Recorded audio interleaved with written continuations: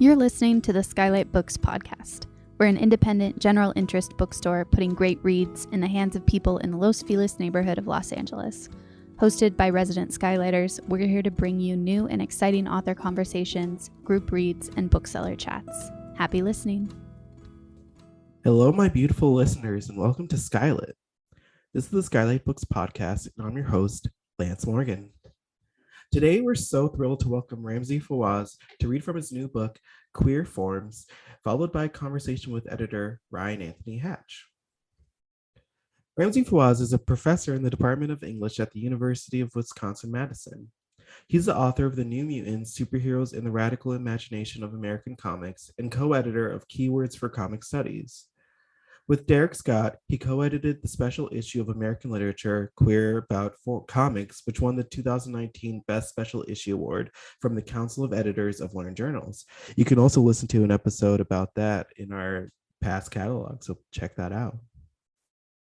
Ryan Anthony Hatch is an associate professor of and director of graduate studies in English at California Polytechnic State University, San Luis Obispo, hope I pronounced that right, where he also teaches in the Department of Theater and Dance. A contributing editor for PAJ, a journal of performance and art, Ryan is currently working on a book on the anti-theatricality of the revolutionary political event from the Jacobin Revolution to the global Black Lives Matter uprisings of 2020. Ramzi and Ryan, good to have you in. Thanks so much. I'm thrilled to be talking to one of my new friends and to be rejoining the SKYLIT podcast. Yeah, thanks for having us.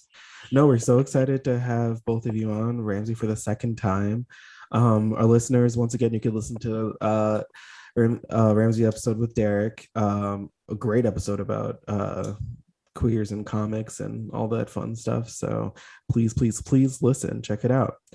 How are you guys doing today? Staying cool? Doing great. Doing our best. Yes, doing our best. We're trying to stay cool. I mean, it's a real uphill battle, isn't it? No, I hope the ACs are running and, we're doing our best. Well, Ramzi, you have a reading for us today? I do. First of all, I'm thrilled to be sharing this new book with the SKYLIT audience because I over the summer that I've lived in LA, I have gone every single week to the bookstore to just sit and browse books and buy things, and it's always a scene. This is amazing. It's always packed on a Friday night, so I feel in good company. So I'm thrilled to be sharing some of this work. You came this summer on Friday nights and didn't say hi? I should have. I just was always lost in the stacks. I was always lost in the stacks. But so just to give a little bit of context. No, not just to give a little context to this reading. So one of the things I do in this book is I introduce this concept that I call queer form. And what I mean by that concept is simply the idea of gender and sexual diversity taking shape. The idea that a given shape in the world, a circle, a square, anything you can imagine, right, could be inhabited by some version of gender and sexual divergence. And so a good example of this is me talking about how the circle, kind of a geometric shape, could be inhabited by a group of feminists who are engaged in a consciousness raising session, right? And that becomes a queer form because it's a shape that's inhabited by a certain kind of gender rebellion. Right. And so part of why I come up with this term is that I'm trying to push back against the tendency in our current moment to celebrate notions of gender and sexual fluidity. And I say, actually, sometimes it's really good to take shape because it allows other people to kind of apprehend and see you. So I'm going to read a few paragraphs from the conclusion of the book where I kind of summarize my defense of the idea of queer form. And I thought that would give the audience like a little bit of a picture of kind of what the polemical part of my argument where I'm really like fighting for an idea. All right, so I'll get started. As I have argued throughout this book, in a world where gender and sexuality are highly variable and idiosyncratic categories of lived experience that therefore cannot easily be disciplined to conform to our political values, queer forms provide provisional outlines that allow us to conceive one or another version of gender and sexuality in the mind's eye. These figures become launching pads for flights of the imagination about gender expression, desire, intimacy, or kinship that can work on and substantively alter people's affective or emotional relationship to these very terms. Everyday experience readily confirms for us that cultural representations of difference, even the most nuanced fictional stories about women and queers of color, for instance, rarely disabuse people of pernicious logics like racism, sexism, homophobia, or transphobia all on their own. And yet, aesthetic forms do enter people's lives in startling and unforeseen ways, sometimes eliciting meaningful dialogue between friends about their distinct interpretations of various works of art, literature, and media that can reorganize or subvert entrenched assumptions and values. We saw in Chapter 4 how Tales of the City successfully promoted a positive idea of queer and transgender existence that had tangible psychic and behavioral effects on its audience in the 1970s. This was possible because of the combination of Tales of the City's depiction of queerness as a pleasurable and desirable form of serial public disclosure, and the unique context of its reception in the San Francisco Chronicle as a daily story, which encouraged recurrent dialogue between local readers. Over time, these conversations influenced many to alter their views about homosexuality, expand their definition of family, learn to support queer friends, or else come out themselves. Instead of condescendingly instructing his audience on the so-called correct way to be gay, the proper language to use around all LGBTQ people, or the most progressive view to hold on queer life, Armistead Maupin generously shared his own version of that life with San Francisco readers over and over again. By choosing to give shape to 1970s gay urban cultures one way, then another on a daily basis, Maupin continually took a position on the nature and meaning of modern day queerness that could then be embraced, adapted, dismissed, or argued against by any member of his readership. Without artists' willingness to publicly give shape to their own fantasies of contemporary feminist and queer life, and consequently solicit the views of others, no sense of a shared reality between gender and sexual outlaws and their allies could possibly have emerged in the radical 1970s or after.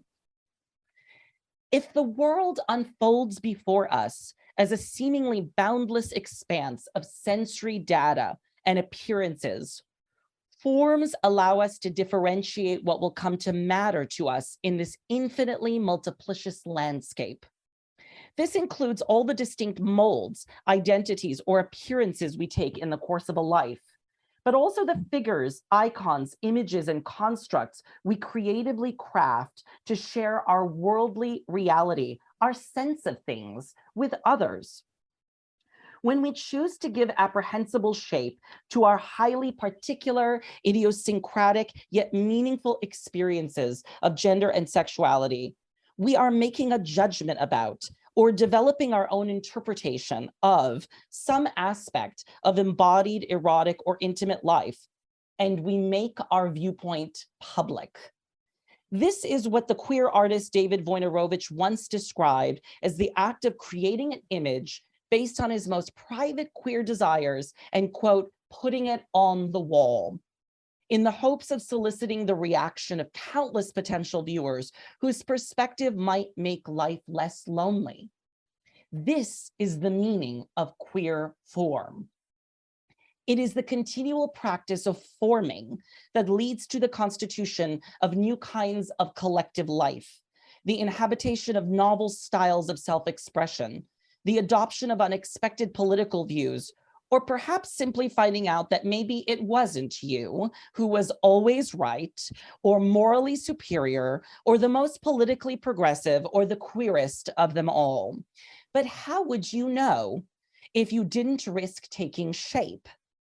When we seek a false freedom in the fantasized ideal of gender and sexual fluidity, or revert back to our most rigid, predetermined categories of identity. We abdicate the responsibility to articulate and share our distinct perspective about what it means to be queer, femme, gay, trans, non-binary, feminist, bisexual, or something else entirely. People do change from one form to another. People do inhabit their skin in new and unexpected ways across time. People can and do become less or altogether anti-racist, sexist, homophobic, and transphobic. Yet these transformations are not effortlessly achieved by approximating an idealized liquid state or waiting for an absolute and unimpeachable set of rules on how to properly pursue a progressive queer life. Rather, they commonly take place through clumsy, laborious social and affective processes of testing out new identities and desires, incorporating foreign experiences, and creatively conceiving other ways of inhabiting the world. Such transformations require the presence of multitudinous queer forms to provide formerly unimaginable possibilities for what we could be or become, but always our own version of it. There you go. There's a little sample of what I'm trying to put forward in the world, the shape that I'm trying to put forward. Okay, so Ramzi, let's talk about this book. I'm so thrilled to see you, Ryan. I'm so great. It's so great to chat with you here today. Yes, the feeling is mutual. I have many questions for you. This book is so big. It's so ambitious in its scope. It's so rich. It's doing so much work. This is just a warning to whoever is listening out there. Even if I get through all of the questions that I want to ask you, Ramzi, we are going to just touch on a fraction of what this book is doing.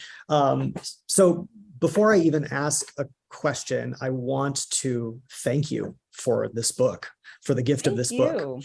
I would not be doing my duty or following my desires as a good faggot if I did not, I won't say confess, but if I did not announce that the passage that you've just read brought me very close to the edge of tears when I was reading it.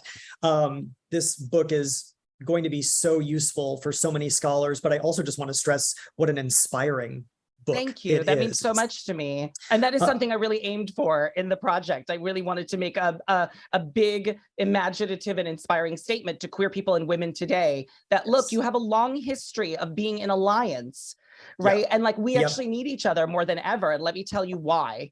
Yeah. And I'm glad that you say that you're addressing yourself to women and queer people, and not even specifically to women and queer academics or feminist and queer academics. Absolutely. This is clearly an academic book. It's a profoundly erudite, scholarly book, but some of my questions will try to get us to get at this more. The scope seems to me to extend well beyond that rarefied domain. So taking into consideration that we are speaking before, let's say, an unpredictably heterogeneous audience, why don't we just start at the very, very beginning and just tell us what kind of book Queer Forms is? Where does it belong? Like, literally, where am I going to find it in SKYLIT? What's the genre? What fields is it contributing to? And who are its audiences? That's a great question. I think, you're going to see immediately Queer Forms on the LGBT section of the bookstore, but I actually think it could fit in so many different areas. It could fit in cultural criticism. It could fit in history, in American cultural history, and in theory, in areas of theory and criticism. But I think, fundamentally, Queer Forms is telling two stories. And the first story is that it's looking back at the queer and feminist 1970s, this extraordinary moment of the explosion of women's and gay liberation, these two movements for gender and sexual freedom, where women and queer people, deeply inspired by the civil rights movement, right, by the demand by African Americans for their full humanity, women and queer people were inspired by this and said, we are also marginalized groups. We want liberation for ourselves. Liberation does not look merely like legal equality, though we definitely want that too. It looks like a complete reinvention of what gender and sexuality can be, right? The women's movement was about imagining like new possibilities for who women could be in public life, inhabiting new kinds of roles, like exploring their sexuality in new ways, changing their relationships to one another and to men and to queer people. And the same thing was true of gay liberation. So part of what I'm doing in the book is looking back at that era and saying, look, women's and gay liberation were deeply mutually influencing the demand by women for a greater expanded experience of gender. Was also shared by gay people of many stripes, lesbians, gay men, transsexuals, as you know, what we would say transgender today, but transsexual was the dominant term in the 70s. Right. And that we can see that mutual influence most intensely in art and popular culture. Why? Because in art and popular culture, artists were irreverent. They didn't care about making really fine-grained distinctions between women or gay people or transsexuals. They were like, we love all these ideas about gender and sexual liberation. Let's try to invent all of these new aesthetic or creative forms for articulating or expressing to wide audiences what it is like to be gender or sexual non-conforming, right? So I look back at the period as a moment of incredible invention, when all of these artists, writers, and filmmakers became so inspired by the project for gender and sexual freedom and said, let's try to change art. Let's try to invent new aesthetic forms for expressing what it means to refuse gender and sexual norms in this country. So that's kind of one story I'm telling. One of the ways I put it is I'm telling the cultural prehistory of the moment of gender and sexual revolution we're living in now. I'm trying to say, look, to all the gender and sexual warriors today, you have a long history that at least goes back to the 1970s, and it might behoove you, it might be beneficial to us to look back at some of the creative experiments of the 1970s to reclaim it rather than throw it into the dustbin of history, right? So that's one story. And the second story is a more theoretical one that is a loving critique of the popularity of the idea of gender and sexual fluidity, which has become so common today as a refrain. Like the idea, like we now kind of all assume on the social justice left that being fluid, having an open-ended, flexible, mutable, transformable identity is the best way to live in the world. Right. And part of what I say in the book is I say, it actually creates a huge amount of problems for people to try to liquefy their sense of self. It's disorganizing, it's painful, and it creates an aspirational ideal that's almost impossible for anyone to achieve, right? Like that's so difficult to achieve, the ability to constantly transform without the slow labor that is required to change. And so I say, what if we actually thought about the way that gender and sexuality changes in terms of shape-shifting rather than fluidity, in terms of the way that we inhabit different ways of being gendered and sexual beings over time, and that process is slow, just like people's political transformation sometimes is slow. And that seems like a more honest approach to what gender and sexuality is as a lived experience. Okay, so just a couple of things just in immediate response to those comments, Ramzi. I think one thing that I want to underscore for future readers of Queer Forms, it's absolutely 100% my sense as well that you are writing a beautiful prehistory of our present moment. But this is not merely a prehistory. It's also a message to the present moment that for the let's say by and large, this present moment is egregiously misprizing its prehistory, right? And so this is there is a kind of polemical thrust here to rescue from a certain kind of summary dismissal, which, you know, is present at this moment, but you say as much in the book. This misprision has been around for about as long as queer studies has been an institutionalized academic practice, right? So you're trying to reconnect to historical moments that were kind of artificially torn asunder to a certain extent, right? I'm going to ask you in a little bit about the way in which your critique of the outsized role that a certain ideal of fluidity plays relates to a critique of rigid identitarianism, right? Because that's also these kind of two poles. They're two poles, right? And I think you're making a really original argument here that I think to some ears is going to be counterintuitive at first, but I find it really compelling. What I want to do, though, is kind of press pause on the theoretical for a moment and consider the very first queer form that your book thinks through.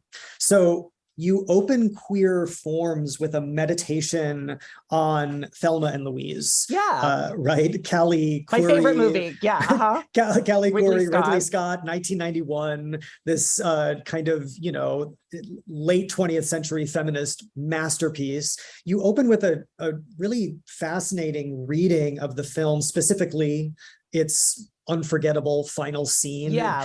In which, Thelma and Louise decide to keep going. They fly off of a cliff into the Grand Canyon. Let's not get caught. Let's keep going.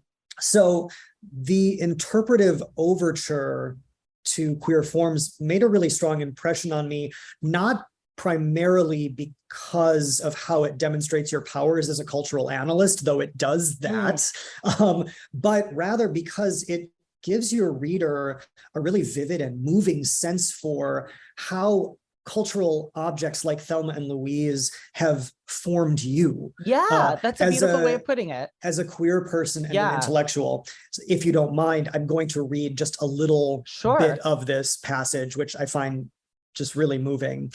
You write, and this is just on page 2 of the book, I was 11 years old when I first saw Thelma and Louise take to the sky, too young to grasp what was at stake for two women whose humdrum lives as a neglected housewife and unhappy waitress are obliterated in a flash when one of them murders an attempted rapist.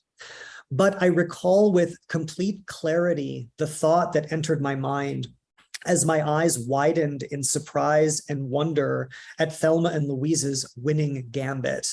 This is about freedom, quote. So you open, Ramzi, with this, to my mind, really, really powerful scene of feminist and queer interpolation, right? You're at the cliff's edge of adolescence. Absolutely. And you're not really even you're not reading Thelma and Louise. You're showing us how Thelma and Louise read you so long ago. Yes, that's so lovely, that way of putting it. So I'm wondering, we'll get back to theory.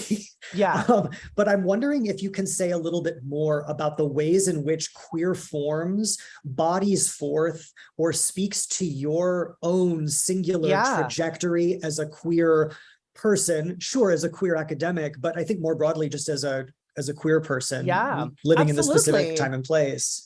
Right. I mean, in many ways, as a very expressive and what we might call like flamboyant young boy or man, I was so frequently read by the culture at large as gay, as a faggot, all these things that I felt both like formed by the culture. I felt like I didn't have a choice, right? I was read so aggressively by other boys as gay that I was like, well, what other options do I have?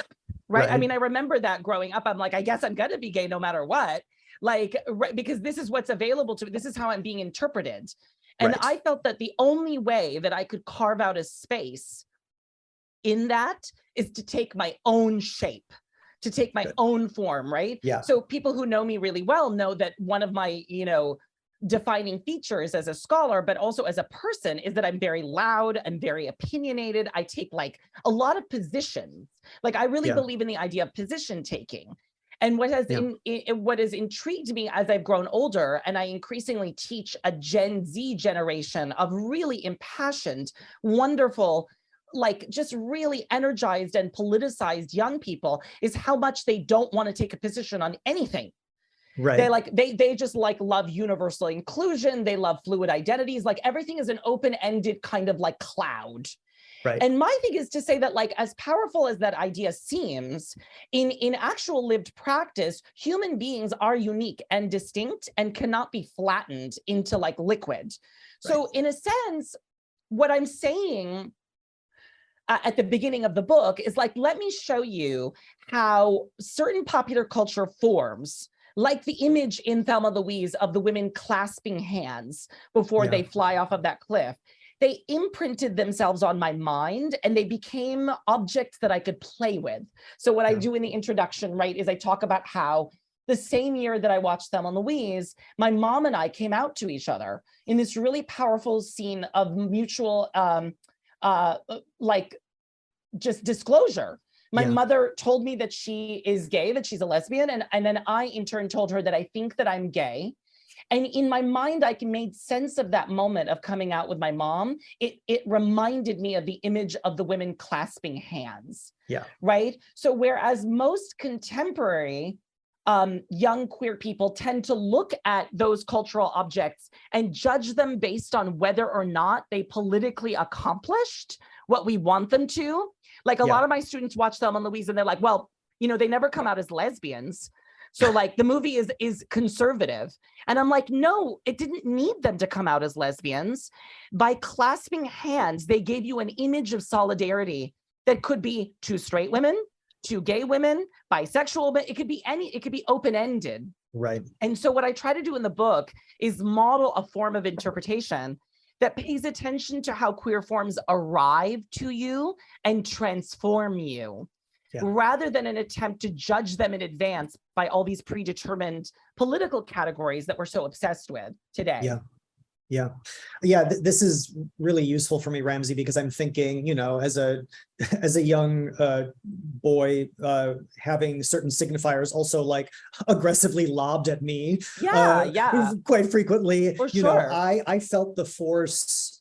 I felt the forces of homophobia seeking to shape me on my behalf, right? Yes. So I think this is a really interesting way of thinking through your really rigorous critique of fluidity or liquidity as the ideal of queerness, because liquid is what is going to get shaped by an extrinsic solid container, right?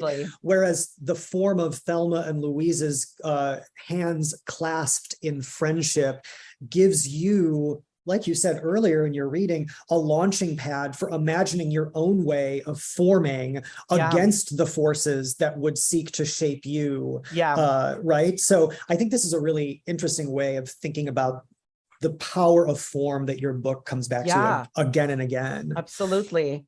And I would say this is why, you know, the book is organized for, you know, for our viewers. I'll just give you a little brushstroke of like the book is organized around each chapter looks at a different concept that the movements for women's and gay liberation invented, right? Like the idea of gender and sexual equality. The first chapter is about that problem of what does it mean to be equal? Another chapter is about lesbian separatism, that kind of political ideal of completely divesting from patriarchal society, like going to live on farms and utopian communes. Another chapter is about feminist consciousness raising, and another is about coming out of the closet. So, and there's more than those concepts, but so those are some of the key ones. And what I do in each chapter is I show how a political idea, let's say feminist consciousness raising, the simple concept that women should sit in a circle and share their experiences of misogyny and sexism, because it will allow them to create or pool their knowledge of that experience. I show how that concept was translated into a creative or imaginative form by some kind of artist, writer, or filmmaker. So in the chapter on consciousness raising, I look at the kind of acclaimed film, The Boys in the Band, in which a group of gay men sit in a circle and scream at each other for 2 hours about their experiences of homophobia.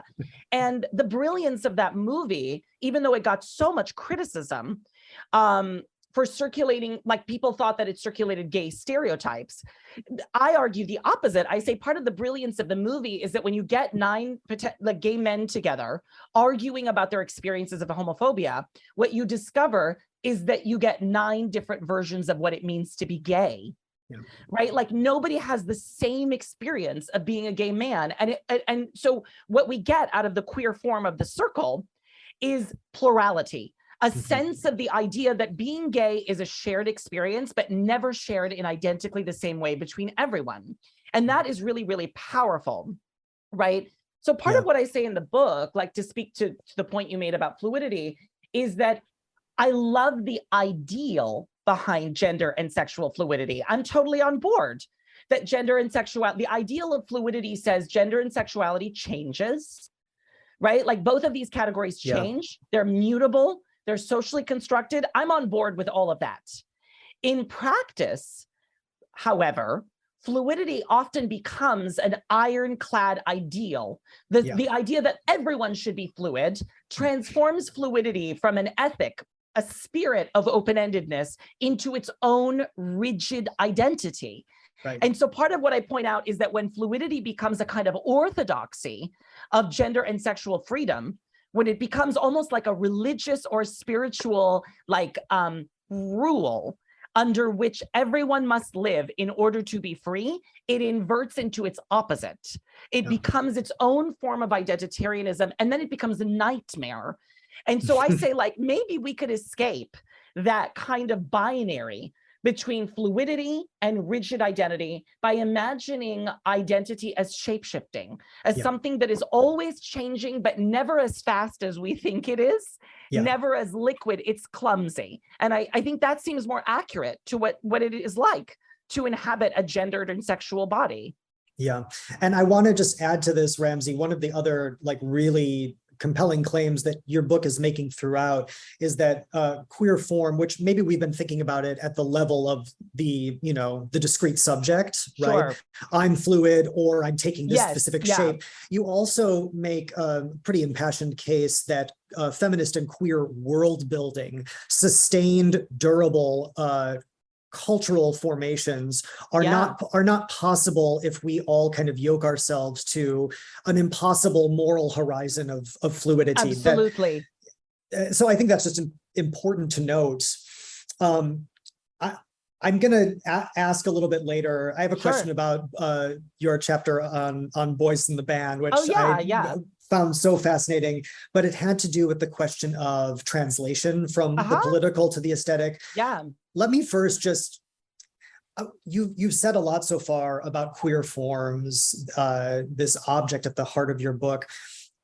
Let me ask a kind of flat-footed question. I'm slow to these things. What is it that makes a queer form queer?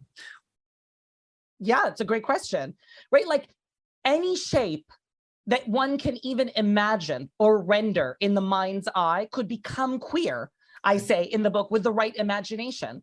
You would need to link it or articulate that shape to some form of gender and sexual divergence. So to go back to that example, right, a circle is a classic geometric form that is transhistorical. And what I mean by that is that it exists, like a circle is a circle in ancient Greece or 1974. Like that's a shape that we can recognize as human beings.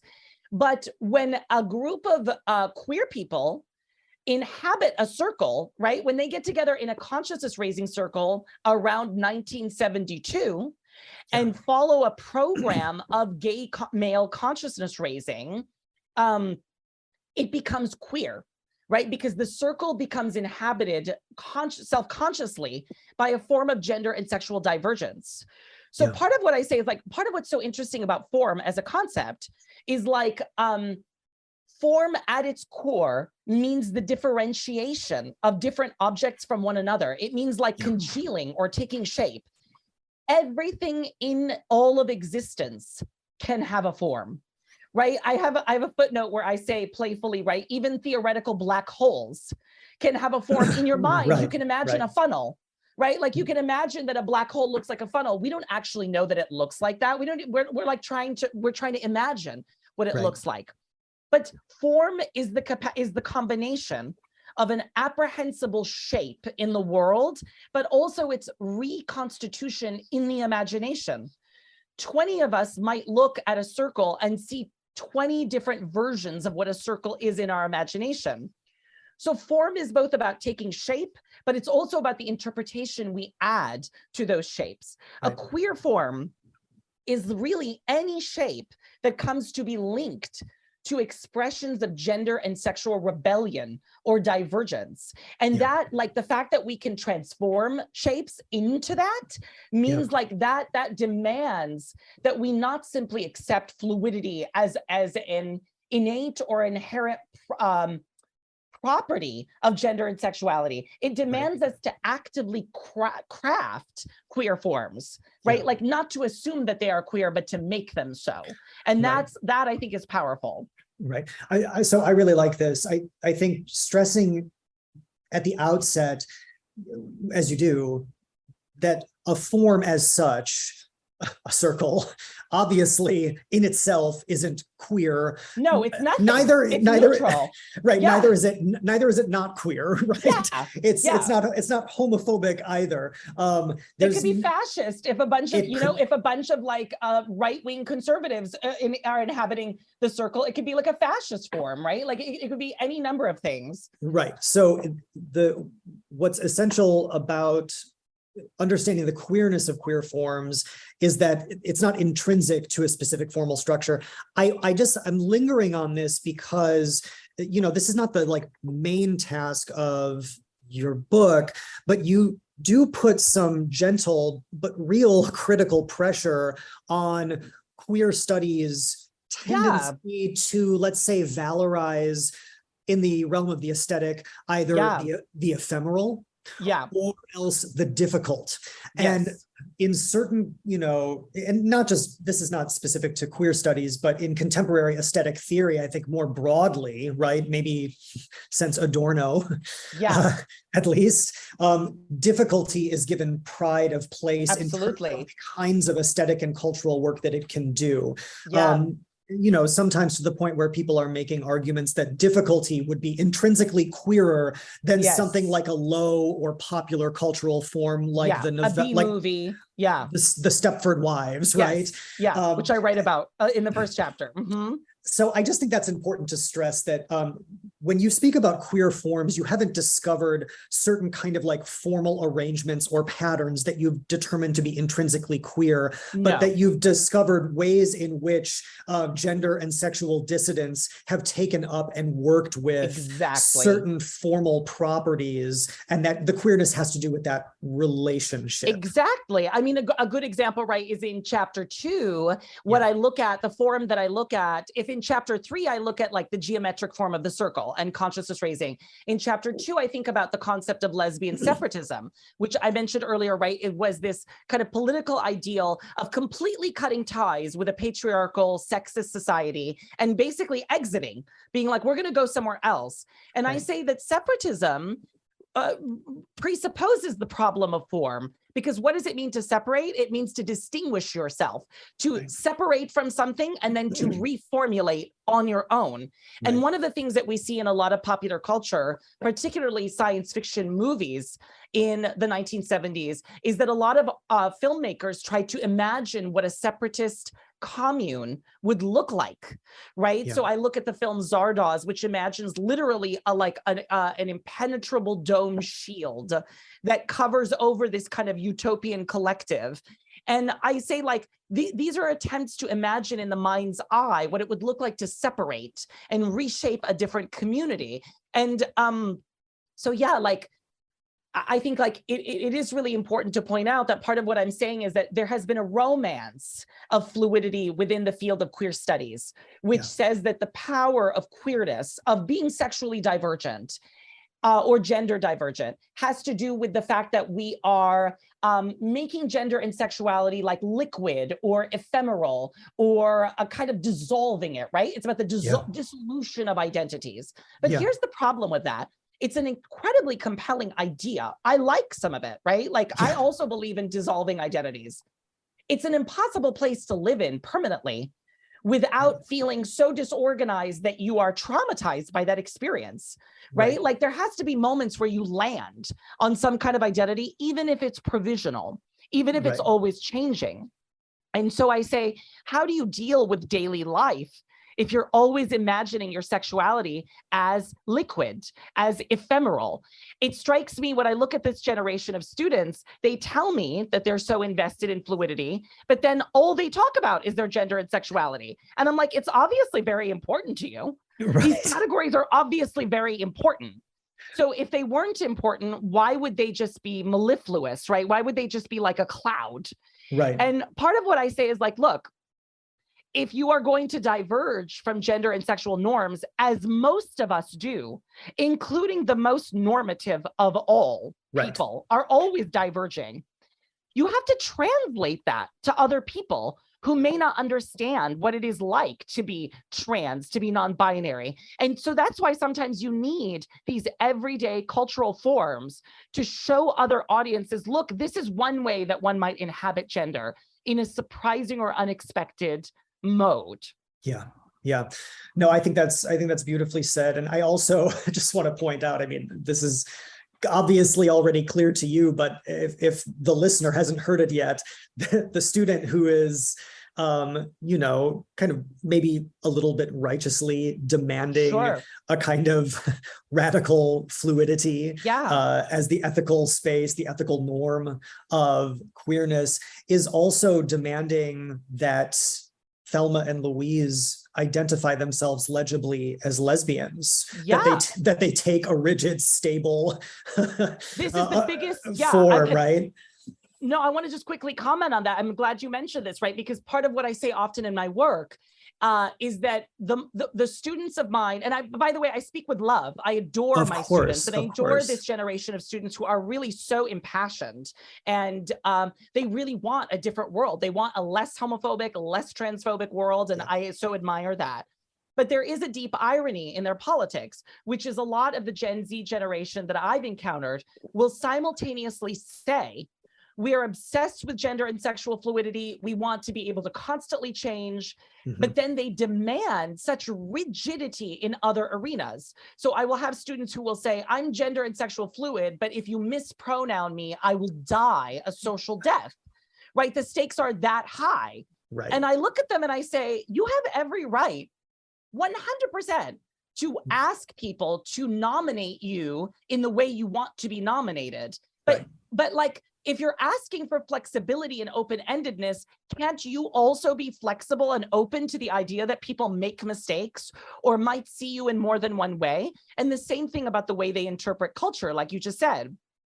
When my students watch Thelma and Louise, here they are celebrating gender and sexual diversity, and then they're looking at the movie and saying, the movie didn't live up to my political values, which is that they should have been openly lesbian. And I'm like, you just pinned the movie down to one interpretation. Right. How can you do both? And my claim in the book is that another way to put this is that I think this generation is demanding a level of gender and sexual diversity and flexibility that they themselves are terrified of. Right? That like they want a level of freedom that is actually so complex that the reality of negotiating that many differences, that many categories, it's really hard. Yeah. There are no rules. If you want to talk about gender and sexuality being so multiplicious that there are hundreds of different expressions of it that cannot be pinned down, it would require us to be engaged in constant open dialogue about all the ways that we inhabit gender and sexuality. And I think a lot of young people today love that idea, but in practice, it's very hard. It demands that we disagree, that we argue. And so what happens is they yo-yo between the wish for that and falling back on the most rigid categories of identity rules, basically, right? Yeah. Like these are the pronouns you're supposed to use. This is how you talk about trans people, because the alternative, which is continually inventing new criteria for thinking through gender and sexuality rather than relying on predetermined social justice rules, that's scary and that's hard. And the point of my book is like, we should lean into that scariness. We should lean into that difficult thing, and we should develop skills to do it really well. Yes. So, okay, thank you for that. That's really helpful. I wonder if we can dive a little bit deeper into a concrete instance in the book of thinking through the relay between aesthetic, or cultural queer form and social or political queer form. Absolutely. I'm wondering if you would talk to us a little bit about Armistead Maupin's Tales of the City and what you're doing with the work in its original form in queer forms. How does Tales's original serial installment form constitute a queer aesthetic form? And what does that seriality have to do with the political form of coming out of the closet? Yeah, this is a great question. This case study is very near and dear to my heart. So for those audience members who are not familiar, Tales of the City is the most famous gay serial fiction ever written, and arguably one of the most beloved works of gay fiction ever written. It initially started as a serial narrative in the San Francisco Chronicle that lasted for about 2 years between 1976 and 78.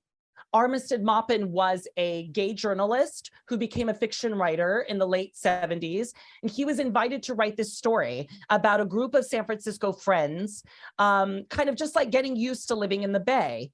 What the editors at the Chronicle did not anticipate was that over the course of a few months, Maupin would start to introduce all these gay characters and queer characters, that he would show you that some of the characters were transgender, some of them were gay, some of them were lesbian, and most of the straight characters turn out to be very queer in one way or another.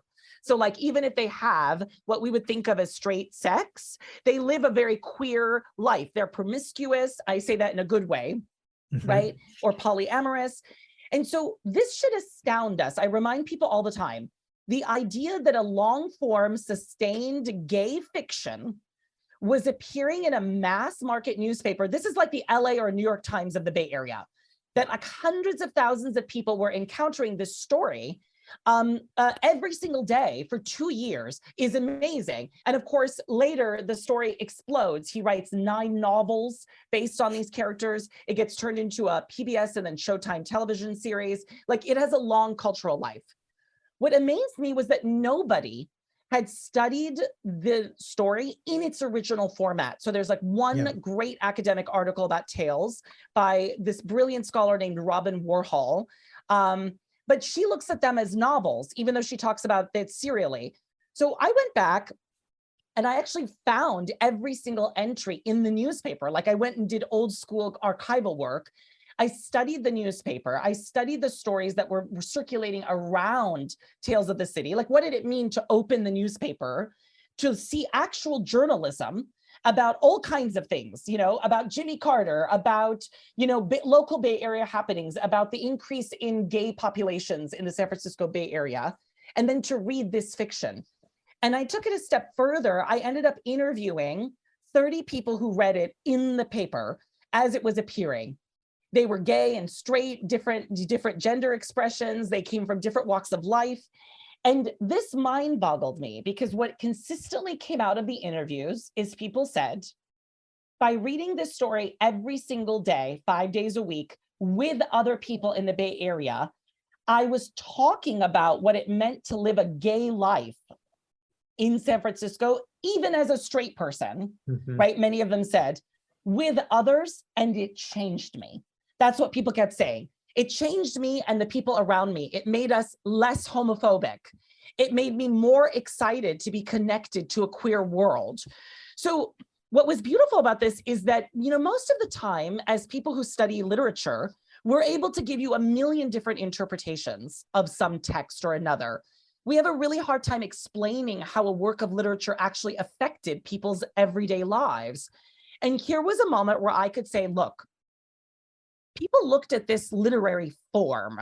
And when I say that, I mean like the form of serial narrative, like something that comes out daily, but has larger arcs. And I point out in the chapter, you can give that a shape in your mind. Like, when you looked every day at the paper, the story looked like a square in the paper, and you could imagine it in your mind, like this little square that's like, there's a square every single day, and you're imagining it unfolding, almost like a comic strip. Right, in your mind. There was a moment in which people began to associate that everyday entry with coming out, that it was like an unfolding of disclosure. Every day, some character or another comes out about their sexuality, saying more about their private life. And I think what's amazing is that people began to associate serial unfolding, the unfolding of serial fiction, with the unfolding of revelations about one's sexual and erotic desires. So that reading serially became like an analogy for coming out of the closet, which was a slow and steady process of letting other people know about who you are, about your interior life. And so the beauty of it was that telling those stories happens over a long period of time. It's never just one story, it's many. Okay, so let me just follow up briefly, Ramzi, because this is so fascinating to me. I want to just underscore something here.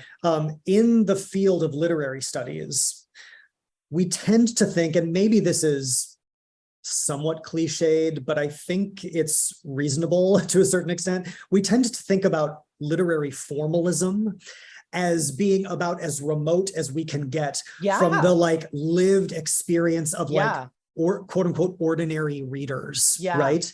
I find it really interesting that in the development of what you call a queer formalist method, you enter into this almost sociological process, not relying on it entirely for your findings, but structuring your reading around the reports of these readers, so that when you talk about the serial form being an analogy for the process of coming out, this isn't purely an interpretive move that you're making on your own, right? You're showing that this is an interpretive move that a culture in a given time, in a given place is making. This is what readers did with the story. Exactly.